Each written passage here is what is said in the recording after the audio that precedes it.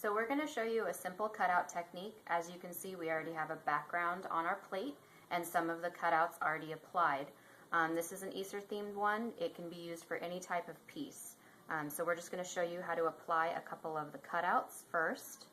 You just dip them in a bowl of water, and then they basically will suction to the piece once you lay them on there. Bigger pieces, you can use a brush to flatten out the paper. So you're going to start by doing that. Then you're going to want to let that dry a little bit. Once it's dry, you can switch over, or you're going to apply bumpy paint to give it a halo effect. So what you're going to do is just leave the cutouts on the plate. Take your bumpy, and you're just going to squeeze it all over the piece. The bumpy paint will clog, so you can use a paper clip to unclog it. But you're just going to continue going back and forth across the piece like this until you end up with this piece over here. So it looked like this.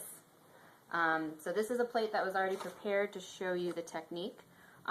Once it's dry, what you're going to do is you're just going to carefully peel off the cutouts that you've applied. And you can see you get the halo of whatever image or cutout you put on there. You probably want to use an etching tool to lift up the edge, and you can peel it off as such. Once you've peeled off all of your pieces, you can go back in with a darker color if you would like to accent the cutouts a little bit more, or you can just leave it blank. Here I'm going to use a little bit darker blue color to kind of give the shape of this egg some more accent, so you can see it easier once it's fired. And then that way you can decorate the inside of your design. This, you can make it look more like an Easter egg instead of just a round object.